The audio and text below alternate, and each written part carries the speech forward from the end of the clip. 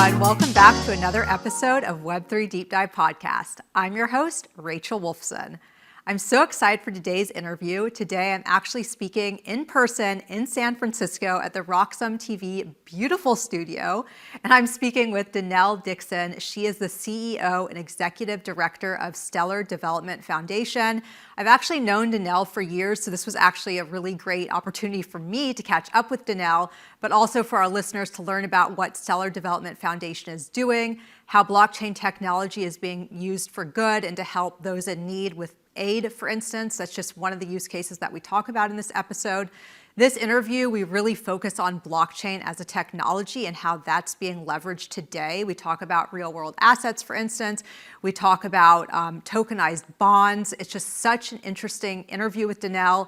We also talk about regulations and what's happening here in the United States and globally. So I encourage you guys to stay tuned for this whole interview. Denelle is really insightful, and I don't want you guys to miss anything. Okay, before getting started with today's episode, I also want to take the time to thank our sponsor behind today's interview, which is Kula DAO.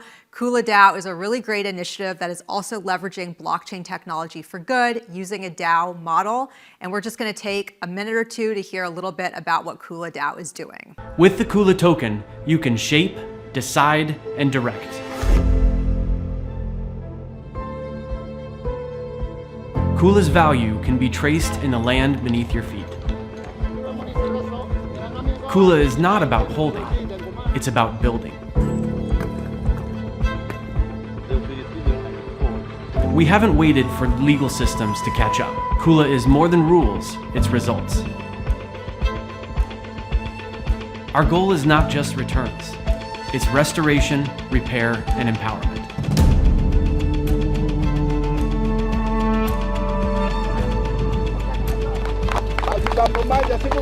You're not owning a piece of the asset, but you're given a voice to become a part of the community.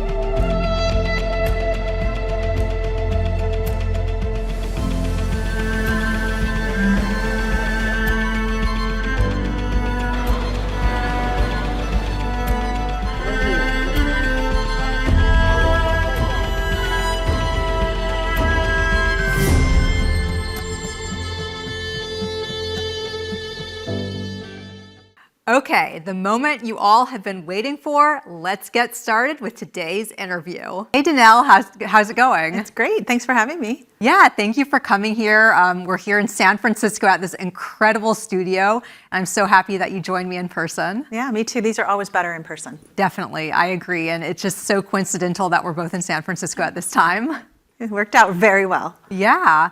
So Denelle, before we get started with the questions, can you tell our listeners a little bit about yourself and what you do at Stellar Development Foundation? Sure. So I'm Denelle Dixon. I'm the CEO and the Executive Director of the Stellar Development Foundation. We focus a lot, our mission at the foundation is creating equitable access to the global financial system. That's what we do. I've been there for 6 years. Just a little bit more than 6 years. And it feels like a lifetime, but I love what we do. And before that, I was in tech and I was a lawyer and did a bunch of other things. Wow. Now, did you create Stellar Development Foundation? And we're just going to say SDF for short. Were you the creator of it? No, Jed McCaleb actually founded the network. He had some co-founders. And David Mazieres actually founded the consensus mechanism for Stellar. And simultaneously, they founded the Stellar Development Foundation, so SDF. Okay. So they did that in about 4 years before I came. Got it. Okay, because you've been there for a very long time. Yeah, yes. And we've met previously, like years ago. Yes, years ago. Way back in the day when it felt like everything was like on the precipice of starting. And yet, boy, were we wrong. Like, I know. We're still kind of on the precipice, but it's such a different world today. Definitely, and we'll get into that. And then before we get started, I want to know, and also the listeners probably want to know, what is the difference between Stellar, the network, and SDF? Oh, it's a great question. So the network is actually the underpinnings. Think of it as like the internet, that one thing that underpins the internet for the content side of the web. Stellar is built for what I call the financial side of the web. So it is like the network infrastructure that actually moves the value and creates the accounts. The Stellar Development Foundation is the entity that actually helps to grow the ecosystem around Stellar and also really supports even from a technical standpoint. So we actually build the code in conjunction with the ecosystem participants that also support the growth of the Stellar network. So one is the network, and then we are, at the SDF, we're the foundation that supports the growth of the network. Okay, so you support growth of the Stellar network. That's right. And Stellar is a blockchain. It's a layer 1 network. It's been around for a very, very long time. One of the oldest ones. They call us OG, which I actually think should be a positive thing, but sometimes people say it to us to make us feel like we're not important anymore. But I feel like we've been around for 11 years, and the Stellar network has been around for 11 years, also SDF. And if you think about just like consistency and like everything that's building and growing, we have been consistently focused on payments, asset issuance, growing the ability to be able to move money like email since way back when, which is not to say that it's one of the things that I think I'm really proud of, that we've not gotten focused on the shiny objects around us. I think it's good that Stellar has been around for so long. I mean, it definitely shows that there are use cases being built there and that it's a wonderful network. That's what everybody says. It's so funny because people always come to us. Sometimes they don't say it so publicly. Sometimes they say it confidentially. But it's so nice to see that you guys are focused on like really making this valuable and really focusing on utility. We actually think utility is kind of sexy and kind of cool, and it's not been one of the things that every network has focused on. I do think, though, like over the last year and a half or so, we've seen a lot more players out there focus on utility, which makes me super happy, because I don't think that there should be one network to sort of win it all. I think that the value of having different ecosystems out there is that you can pick and choose like what's really good on this one, what's really good and useful on this one. And so you have choice and competition, and that breeds like much more valuable ecosystems. Definitely, and that's so important within the Web3 community. Of course. But we'll get more into that. I want to know a little bit about SDF, the goals there, what you guys have been doing, and what the purpose is. Yeah. So the mission is to create equitable access to the global financial system, leveraging Stellar, the network. We actually are really, we very much focus like a traditional organization where we have OKRs that we set every year. This year we have 3 OKRs. One of them is around asset tokenization. And we were number 1 in tokenization for a really long time for real world assets. And then of course Ethereum came, and Ethereum's number 1, we're still number 2. We have a goal this year to have tokenized real world assets on the network at 3 billion. So we're progressing towards that goal. We have a lot of players that are focused on asset issuance and that you'll see coming out in the next months and quarters. The second area is we really focus on addresses, so accounts. We used to call them accounts. We're trying to move to the industry language of addresses. And we want to see 5 million additional addresses added to the account, but they're payment addresses. And that's important to us because our foundations are a lot about payments and the movement of value, so not just the holding of the value, but the movement. So we're pretty far into that goal this year, and things are looking really good with respect to it. So that's the second one. And then the third one is really focused on Sorbonne, which is the new DeFi platform on Stellar. And we want to see us in the top 10. So these are all based on, in terms of total value locked, and these are all based on outside measurements. So we're not just like picking measurements and trying to like beat them ourselves. We're actually really trying to leverage the measurements that are out there in the world and sort of achieve those consistently. I see. And so let's talk about real world assets, for instance, because I didn't realize that Stellar was number 2 for real world assets being built and leveraged and all that, just right behind Ethereum. Let's talk about some use cases there and why it's important, and maybe explain for our listeners, because not everybody is as crypto savvy as other listeners. For sure. What is a tokenized real world asset, and how is that being used today? Yeah, it's such a great question.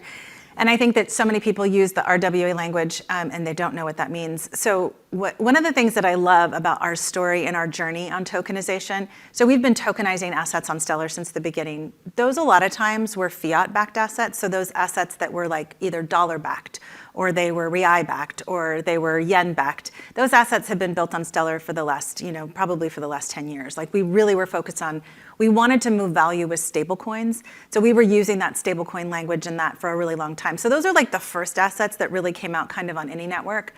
In 2019, I had been at the foundation for like 5 months, 6 months. And we had our first Meridian, which is our annual conference. And right after Meridian, I saw an SEC filing from Franklin Templeton. And in 2019, in November 2019, they went to the SEC to get approval to build a money market fund on Stellar. They hadn't talked to us. We had no idea. Like, this is the beauty of open source technology. They had found the technology themselves. And so they started building, and they got the SEC's permission to be able to move in that direction. We've now obviously spent a bunch of time with them, but Franklin Templeton was the first money market fund to issue, and it issued on Stellar.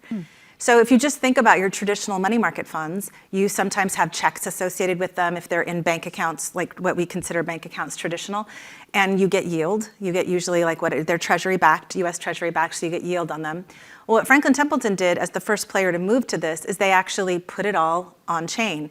And they wanted their books and records to be on chain. They didn't want it to just be like this asset that they still used all of the underlying old infrastructure. They wanted to move it all on chain. And so that's what they did. And the SEC allowed them, at first they had to do training wheels to use the old databases, and then they actually and Stellar at the same time, and then they got to drop the old databases. So Franklin Templeton's money market fund was the first one that was built. It's truly that all the books and records are on Stellar. Even though they've issued on other chains, their books and records sit on Stellar. And part of the reason for that is that Stellar had already had clawback functionality, all the things like compliance tools. It was built into the network layer. And so Franklin really FT took and used those assets. And so that was the first one. They issued officially and publicly, I think, 2 years ago, and they've been growing that asset the whole time. And then lots of other people have followed. Not as, they run validators on Stellar, Franklin Templeton does. Again, they've issued on other chains as well, which I think is important for them to be able to do. But not every asset issuer has done it the same way, with like books and records fully being on chain. But Franklin has. We also have Wisdom Tree that puts bonds. So just think of your normal bonds that you go buy, and you buy bonds through your broker or whomever. You can just buy it on Stellar. You can buy them through Wisdom Tree's app. What's super important about those two examples, and there are many others, SocGen, there's Etherfuse, there's a lot of different others that have come to the network and built on it. What's important is that I literally went to Franklin Templeton's wallet, which is Benji, and I purchased it on a Saturday afternoon at 3 p.m. I moved money from my bank account into it, and I purchased the Benji asset, which is the money market fund, and it was done in 2.5 minutes. After my KYC, so I put all my stuff in there to know your customer, and it got through. So you can do it all the time. It's real-time purchase, so you can do it at that point. So that's a really important piece of leveraging traditionally these assets that were only available to people who could get brokers or who could move into that. Now anyone can do it. And the other thing that I think is really important is that what we're seeing, and why does this matter to us? Because we're trying to create equitable access, right, to the global financial system. Well, not everybody in the world can purchase these assets that are issued in the US. But even in the US, it used to be that you needed to buy into it at like $2,500, and now you can buy into it at $25. So it does open the marketplace up to other players in the space. So that's the real world asset piece, and that's why there's a ton of value to buy these assets online. Yeah, I love that. I just love the way you break that down, because I think a lot of people don't really understand what tokenized real world assets are. And right now that whole space is like blowing up. But it's interesting because Stellar has been doing this for years. Yep. And now we're seeing all of these, as a journalist, like all of these articles on tokenized real world assets today. I know, it's funny. And it's also funny to me that people don't always understand why. That's really valuable to the end user. As I said, the 25 versus 2,500. It's also really valuable to the asset issuer. If you're truly using the open source public network, you don't have to pay the infrastructure costs that you were having to pay before to have several different databases running.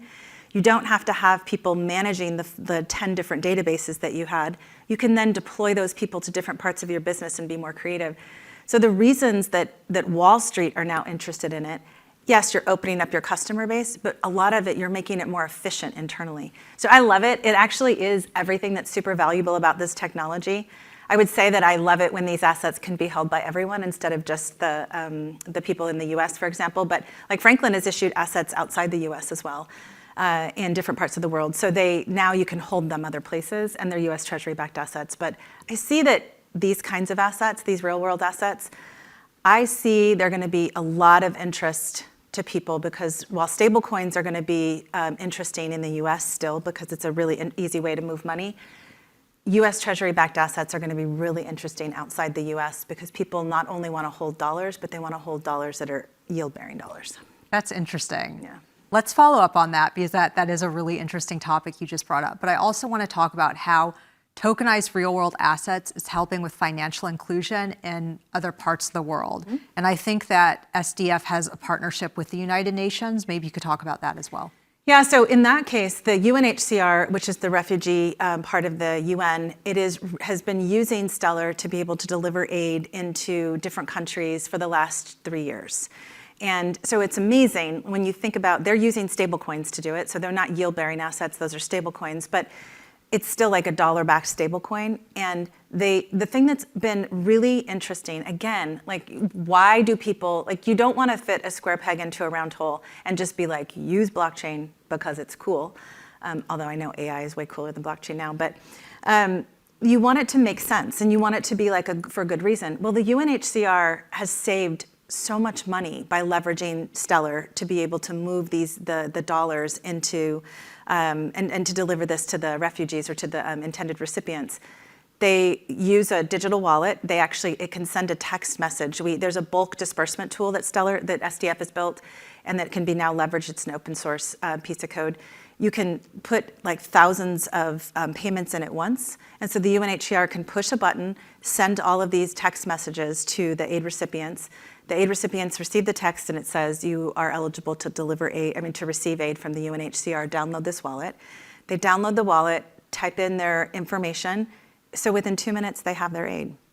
And then they can, because the MoneyGram is a partner on the network, you can move the money to your bank account through MoneyGram at no cost to the end user, or the end user can decide, I'm just going to take a little bit of it out in the local currency. So they have, let's say they get 100 USDC, you can take out $10 and $10 worth of local currency, and then you can use it, and you can kind of use it as a bank account to the extent that you don't have one.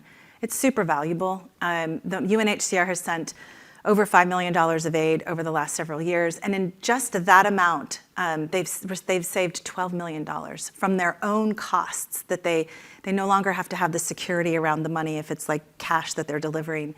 It saves them in terms of the people that have to be deployed within the countries. So it's pretty cool. It's one of my favorite areas that we've worked on, because not only is it helping humans, it's also demonstrating the true value of the technology, moving money as simple as email. That's amazing. And so is it USDC that's leveraged? Right now, yeah. Okay, wonderful. It's interesting, and I don't know how this works, but maybe you do, but you said they're saving $12 million. And I'm assuming, like when I make stablecoin payments, it's pretty instant. I'm assuming that the money also gets to the recipients much faster. Yeah, just in seconds, right? That's the thing, that from start to finish, if they haven't downloaded the wallet already, it's less than 3 minutes that they receive it. So the way that they're saving money, there's a lot of internal efficiencies that are created by this. First of all, they can track it very simply. It's on the public blockchain. They can show their the donors where the money is being deployed. They can show that it's being deployed to those regions. They don't have to have all of the folks go into the different countries where they're deploying the capital. It's easier to be able just to use customer service and to use support, and the wallet actually does that from that standpoint. So I think it's just a really efficient use of the technology, and of course, like, we love it because it helps people. Definitely. And then MoneyGram is also, and I think, an important element there, because you mentioned, and I remember hearing that news, I think that happened a while ago, where MoneyGram partnered with Stellar, which was huge news. When was that? Like a few years ago? Well, I started at SDF in May of 2019.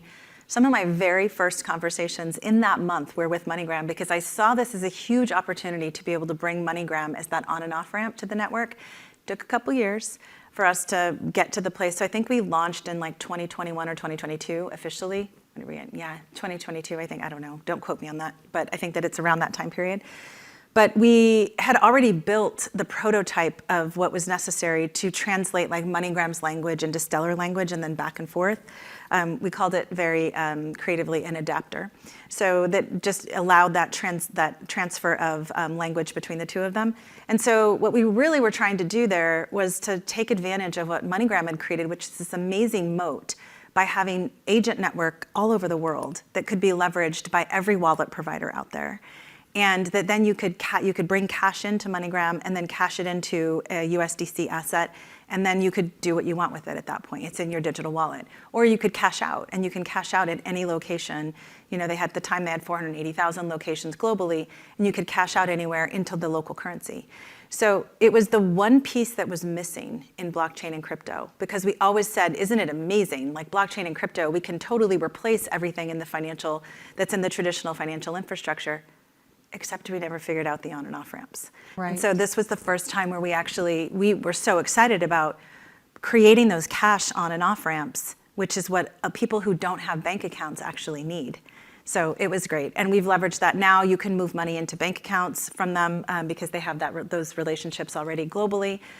So it's been a great partnership, and we've been working with them for years as a result of it. That's wonderful. And with the United Nations partnership, is that all outside of the United States? Yeah. Okay. Mm-hmm. Do you think we're going to start seeing some of that model and that use case implemented here in the United States for people in need and communities that need help? Well, I think that, we've seen a lot of really great movement with this administration and a really good focus on the value of the technology. You even saw Trump, maybe 3 weeks ago, talk about moving the USAID, putting that under the State Department so that they could then actually deliver aid and leverage blockchain to do it. I think that there's a huge opportunity to use blockchain to make payments for taxes, to be able to receive your refunds and that. That's probably a bit of time away, realistically, but it doesn't take that much to be able to leverage even those pilot programs. So I do think it's really possible. And if anywhere, I'll say it this way, I think that it's just so simple to be able to leverage an open public network because you don't have to build and maintain the infrastructure. You can choose to be a part of it, but you don't have to. It just makes sense because it's constantly being updated and by everyone who's in the ecosystem. I think it makes way more sense than using closed source software that it gets stale after a while. So I hope we do see movement there. I think it's gonna. I think that the Trump administration has done a great job focusing on the value of blockchain. Yeah, I agree with you. I'm hoping to see some more action in that area. So we'll see what happens. Utility. Right. Other than the price of Bitcoin going way up and then down and just back and forth, I do hope to see these use cases emerge here. Me too. Let's talk about the Stellar Disbursement platform. Did I say that right? You did. Mm-hmm. Okay, let's talk about it. What is it? What is it doing? Yeah, so that's what I just mentioned in terms of what the UNHCR actually leverages for its work, how they can put in thousands of transactions at once. That platform can be leveraged outside of aid. It can be my favorite use, and I really want to see this happen. We're already seeing it being used to pay gig workers globally. I want to see it be used to pay payroll. Because if you think about that's all you really need is that you can disperse, and you can disperse to people who have wallets already, because then you just put the account the address that you want to send it to. Or if they don't have the wallet yet, you can send the text message to say, download the wallet to be able to receive it. So the Stellar Disbursement platform is that open source piece of code that just allows this movement and ease of use. Like at the push of a button, you can send thousands of transactions at once. That's exactly what this technology can do, and it hasn't, and so it's picked up a lot, and we see a lot of opportunity space there. Wonderful. And wallets can just integrate that in their tech stack, and then it just becomes available from an enterprise standpoint to be able to do that. When was that platform developed? We developed the early stages of it for the UNHCR, actually. We started talking to the UNHCR. They were originally focused on giving aid into Ukraine right after the war started. And so we started building this in April of that year, right after the war in Ukraine began. And we really kind of built it for that use. And so it's now been in effect since that year. So they started using it in November of 3 years ago. And so for them, it's been in use that whole time. And then we've seen other wallet partners pick it up and leverage it over time. So it's been around for a while. I think it's just a simple piece of code to use. And so we're seeing more and more folks want to integrate and be able to leverage that. And I think that that's the future. Yes, for sure. What are the biggest challenges that come about? I mean, we've talked about all of these use cases where we're seeing people outside of the blockchain space using blockchain and sending stablecoin payments. Has it been challenging to get these, like the United Nations, has it been challenging to get them on board? Yeah, that's such a great question because it just depends on the entity, right? For MoneyGram, we started talking in May of 2019. It took 2.5 years to get them to be like, oh, okay. And the way that I got them to come was to basically say, blockchain and crypto says that it's going to usurp and take over everything that you do. In fact, you have like this really special thing that you can actually bring to blockchain and crypto. And so that's how they made that move. It's hard because so few, like especially under the prior administration in the United States, so few companies were concerned about touching any crypto-based assets. And stablecoins, even though they're backed by fiat, there was still a concern that banks shouldn't touch it.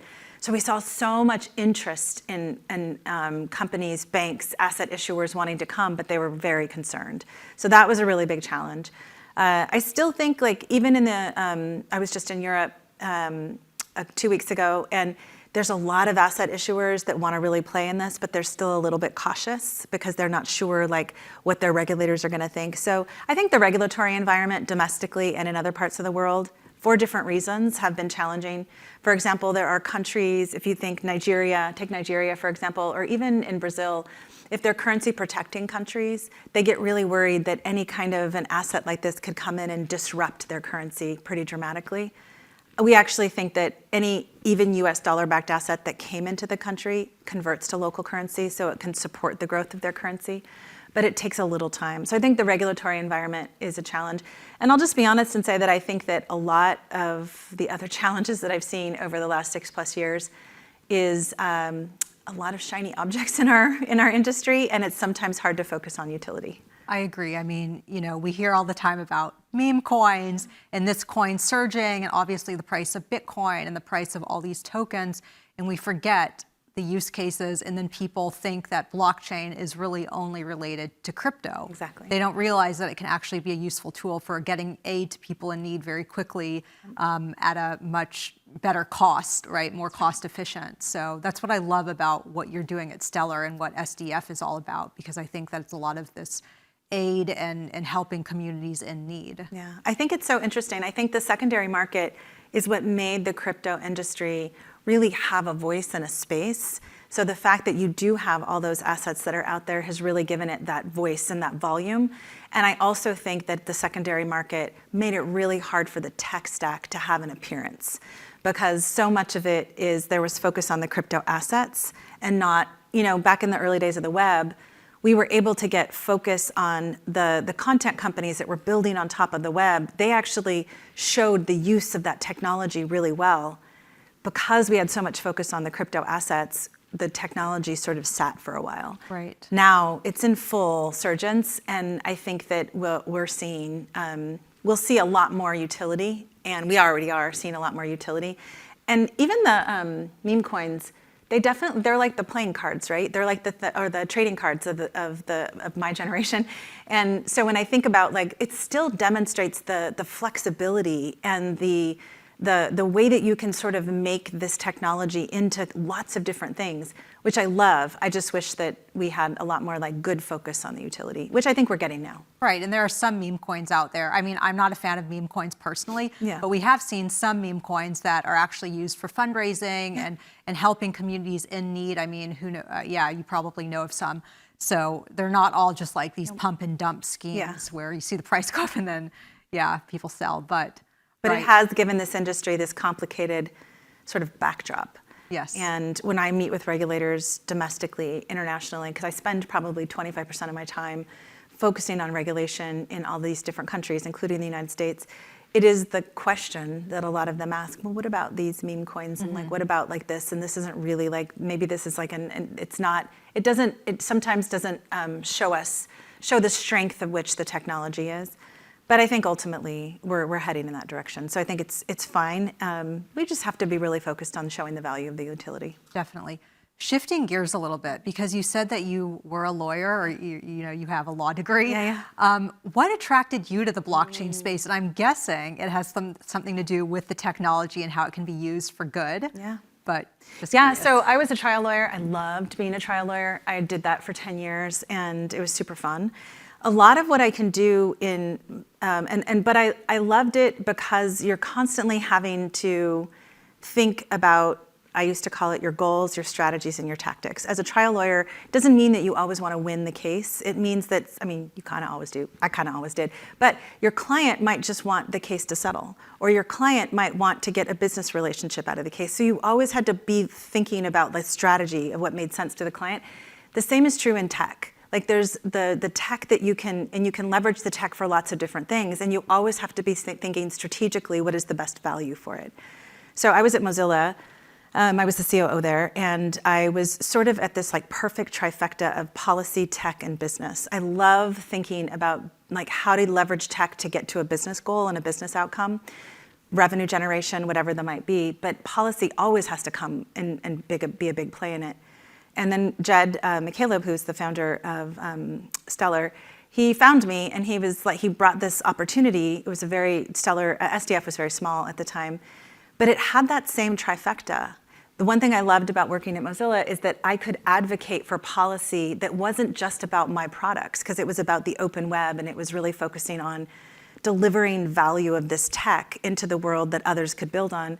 And the same is true for what I do now. When I think about my policy, I think about policy isn't just relevant to what SDF and Stellar are doing, it's relevant to like broadening the strength and the value of this ecosystem at large.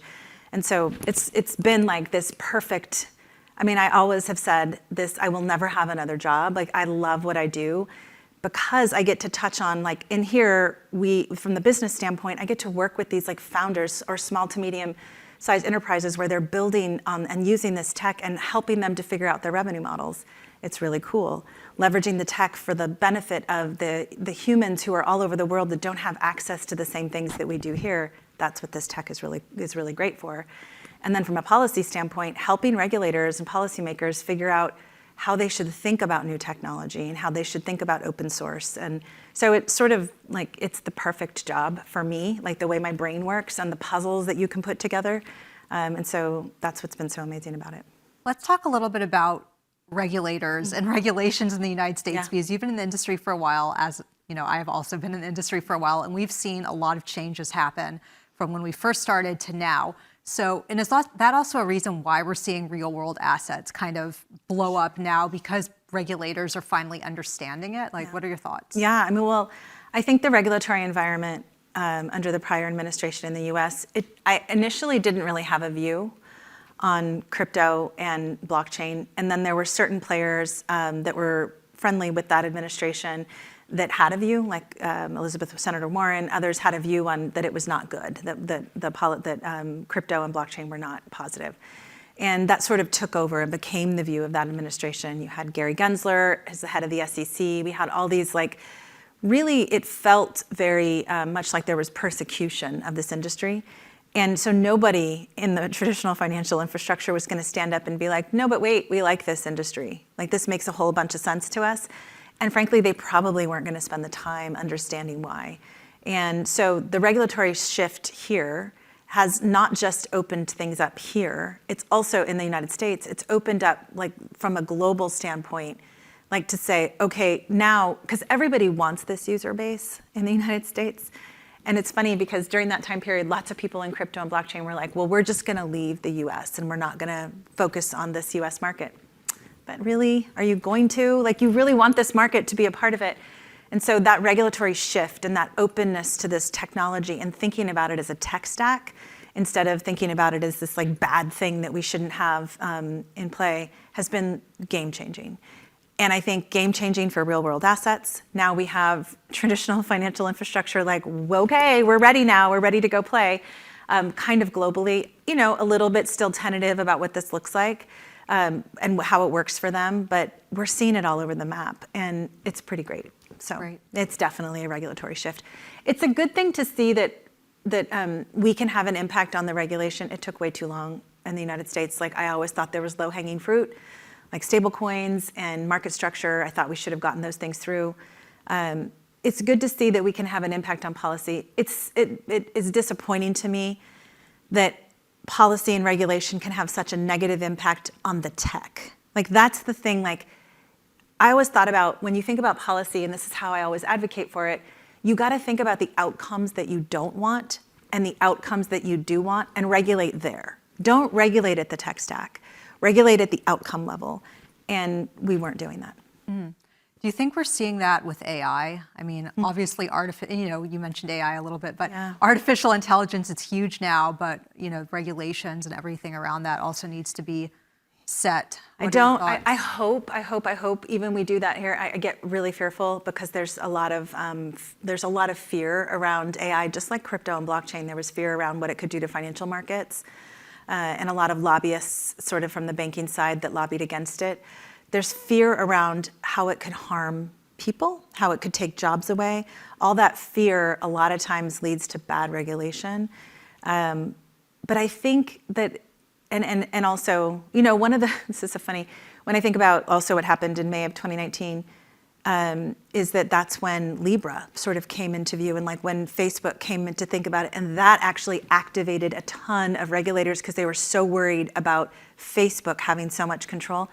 So it also depends on the who, and OpenAI has obviously been before Congress, and they've really tried to understand or maybe persecute, I'm not sure. So I think that, again, if we focus on not regulating technology at the AI level and regulating the outcomes you don't want outcomes that are going to harm a particular class of humans. You don't want outcomes that are going to be bad for certain businesses. So regulate against that.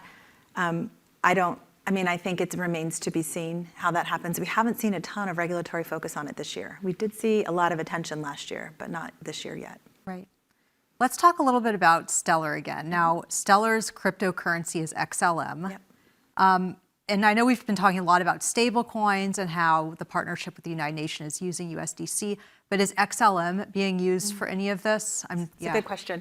It's actually this, it's something that people don't appreciate. We think that payments should always leverage a stable asset because you're receiving the same thing that you're sending. And that's important. When people are sending money, if you think about money is something and value is something that people have been transferring and moving and trading for thousands of years. And they want the value to be a stable value. A lot of crypto assets don't, and XLM included, they don't offer that kind of stability. And so we've always encouraged payments in stablecoins, but every transaction on the network uses XLM.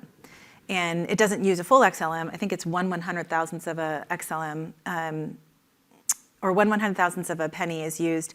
It's a stroop, because Jed likes stroop waffles. Oh. And he called it a stroop. And so it's a stroop that's used for every payment. So you have to hold, I think it's 3 XLM in your wallet to be able to make these transactions happen. So it is being used with every transaction. And it is part of the underpinnings of the network because it protects against spam and DDoS. If you didn't have an asset like that was the cryptographic asset that sort of sat there and made sure that there was a fee for the payment. Now these are tiny, tiny, tiny in terms of the amount of fees that are on Stellar, but there has to be, otherwise you're going to get spammed. The networks are going to just be spammed all the time.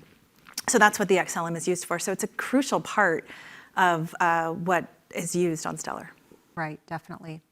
Now, before this interview, I got on X and I asked, I let everybody know that I'm interviewing you, and some people had some questions. And actually one question there were 2 of them that really stuck out, but one question that you just made me think of was, are we ever going to see a time in the near future when there will be point of sale systems in the United States with Stellar behind it, whether we can use USDC or XLM or anything like that? Is that in the works? I want the answer to this to be yes. I think that what we always talk about is building blocks. I think that we are seeing a lot of adoption from the payments infrastructure standpoint. We're seeing wallets adopt Stellar. We're seeing that as becoming like a payment standard, certainly in certain regions, is like how payments are made. So you need to have those building blocks and those infrastructure layers, and you need to have this high demand for entities that are interested in that. And then the point of sale thing sort of comes after that. So we're already seeing those building blocks be built. And I believe the answer is yes, but is it in the works? I mean, it's in the works in that there's like an infrastructure layer being built for it where the wallets are creating that payment standard. It's going to be really exciting to see it happen. Yeah, I can't wait. And also just backing up a little bit, and I should have asked this kind of in the beginning of the interview, but why is Stellar such a great network for payments? Because it seems like that's the main use case here. Yeah, well, it is. Asset issuance and payments is sort of what it was built for. There's obviously now Sorbonne, the DeFi platform. I always think about it as everyday financial services. So we think payments is part of the everyday financial infrastructure, and that is the movement and the easy movement of value. Jed used to always say, money should move like email. That's what he wanted, that's why he built it. And that's what we want to see. But the other part of it is you need all of the components of everyday financial services. And so where does it start? It starts with that bank account equivalent where you're actually generating potentially yield or just you're feeling safe about where your money sits. That actually can happen in Sorbonne where you can actually put assets in and then generate yield. And then if you think about, so that's like sort of your savings and your yield bearing piece. And then you have the payments piece as being like what you do with the assets that you have. And that is, Stellar is so good at that because all the infrastructure is built in at the network level so that you don't have to have a smart contract to issue an asset. You can issue an asset on Stellar at the classic level. And you can actually then claw back the asset. There's all those compliance tools that are built in from an asset issuer standpoint that were built in at the network layer that make it super simple. If you think about how bank accounts work, if you mistakenly send money to someone or somebody gets into your account and hacks your account and takes it, you want the asset issuer to be able to claw that back to say, wait, that was a transaction that shouldn't have happened. These are tools that are in the network layer. And so the ecosystem has been really focused on building all of those things that need to be a part of a payment system, and they built it at the network layer so you don't have to have a smart contract to be a part of it. You can make it programmatic and you can build a smart contract to do all those things. But that's what's really great about Stellar is that it's simple. You can issue an asset with one line of code, and then you just, like what we've built in terms of I like to call it our moat, is that we have all these asset issuers and then these on and off ramps sort of globally that can be sort of brought together and connected, and then you have a global financial system. Right. For everyday financial services. Right. And I know we've touched a little bit on DeFi, decentralized finance, but are there any other use cases in the works that you find really interesting and exciting? Well, as I said, I love the idea of payroll, and we're seeing a lot more folks use the gig workers, paid gig workers using different wallet partners who are building on Stellar. The idea of using these yield-bearing assets outside the US to be able to allow people to hold these assets and to just generate their own kind of US dollar-backed treasury is something that we're seeing really take off. I love the aid piece. That's something that's really being built and coming even further and further along with other organizations. In the DeFi space, it's just super cool to see what people are building. There's a lot of different protocols that have built on Stellar that are allowing people to really take their assets, their crypto assets, and deliver value back to themselves. So I just think it's really hard to pinpoint. We don't know where that space is going to go in DeFi. I hope that we can focus regulators on not regulating. In the early days of the web, one of the things that regulators did really well is they pulled themselves back from regulating the tech, and they allowed the tech to grow, and look what it grew into. We're able to have conversations with people all over the world because of the web technologies. And so the same should be here. We should let the DeFi space sort of grow and show us what the outcomes are that they can get to. And then, sure, protect people along the way, but not try to kill the tech. Definitely. Okay, and what about this liquid poetry? That was another thing, because I'm wondering, is that a DeFi use case? I actually don't know what that is, but that was another thing on X somebody wanted me to ask you about. I think our community is pretty remarkable. This is one of the things I've been in open source for the last 20 years. I think open source technologies allow people to find and decentralize. So open source decentralized technologies allow people to build whatever they want. Liquid Poetry, I think, is a book that actually was built and put on Stellar. Okay. And I think that the cool thing about what folks are doing in this space is that they're sort of coming up with what either a solution that they want to see, and they build it to make it fit for them. But the ecosystem is amazing. And part of the reason why I love traveling around the world to see and to meet with Stellar ecosystem companies and ecosystem builders, because one of the things that I learned in the early days when I was working in just tech is that we always thought in Silicon Valley we could build for the world. And the truth is we have no idea what the world's problems are.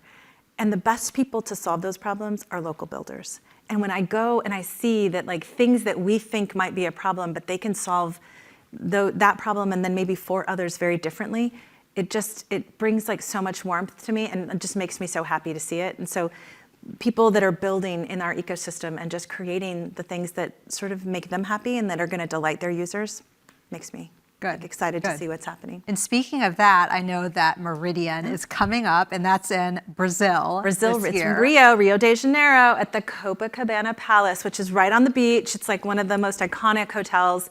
We're really excited about it. It's in September 17th and 18th, and I highly encourage everyone. Meridians are so fun. It is like an opportunity to meet with everyone, small to medium to large institutions building on the network. We really try to bring everybody together. The reason why we called it Meridian actually was that we were the convener. So think about the way the Meridian sort of brings the earth together. We want to bring like the ecosystem together all the time. And they're really fun. It's a great forcing function for us too, because we like to get things done by Meridian. And so having it in September this year is going to be great. Yeah, well, I know that I'm hopefully going to be in Brazil in September joining you guys, because I have yet to visit Brazil. And I just think it's amazing, like you said, to meet the builders, to meet the people working in the ecosystem, and to get to know what's going to happen next, right? Yeah. And also one of the things we're really doing and focusing on Brazil is there's a lot of really interesting policy work that the Brazilian government has done, and also local folks in Rio and other places in Brazil. So we want to bring that to light too, because Brazil is like a hub for a lot of what happens in South America, Latin America, in terms of like they have strong policy presence, and so it's really exciting to see that too. Yeah, definitely. Well, I know we're running low on time, so we're going to wrap up. Now, final question for you before I get into like your additional comments. You are obviously a woman in the Web3 space. You've been in it for a while, and I know some of the listeners are women, and they're probably wondering, like, how can they get involved? How can they get started in crypto and blockchain? Do you have any advice? Oh, wow. And that's a great question, because it's funny, and you probably feel this way too, given how long you've been in the space. Like in early days, didn't feel like there was a lot of women that had joined into the space. Maybe it felt very risky. It felt very like bro-y. I don't think it's like that now. I feel like that it is like there's a lot of really good attention on female builders and what women have built and brought to this ecosystem. I say first of all, I'm happy to have folks reach out to me. It's Denelle@stellar.org. If you have questions around this, I love mentoring folks to be able to get into this space. But also, just really dive in, because there's so much that you can do here. There's no set agenda about what needs to happen. That's what's cool about it, is you can just build. Definitely, yeah. And it's interesting what you said. I remember I was like one of the very few women journalists in the beginning. It was like me and Laura Shen. Yeah. And now there's so many of us, and it's amazing. So I think that, women need to know that it's not that intimidating. It's not like a scary space, and it's actually a great space to be in as a woman. So I love it. I do too. Yeah. Wonderful. So any final thoughts, anything that we didn't cover that you want to mention before we close out? I think you covered everything. I think that I love what we're building on Stellar. I think that this ecosystem at large in terms of blockchain and crypto just offers so much opportunity. And I want all of us to be really proud of what we've built today, and also very focused on what the future holds, because there's just so much that can be built and changed and grow. And so I just think that, there's so much that people talk about in terms of turf battles and all of that. I just don't see it that way. I see us as an opportunity to really create this amazing ecosystem of different networks that are out there that are each doing sort of their own focus and thing. And so now I think you've covered everything. Good. And I think I'm really excited about where we're headed. Good. Well, thank you again for joining me here at the Roxham studio in San Francisco. And definitely let's do a follow-up. I love it. Thank you so much. Thank you. Special thanks to 4Labs Digital for producing Web3 Deep Dive podcast. I'd also like to thank the sponsors behind Web3 Deep Dive. You can click the links in the show notes to learn more about each of the Web3 initiatives from these sponsors. Finally, thanks to the listeners for tuning in. Please be sure to subscribe, like, and share.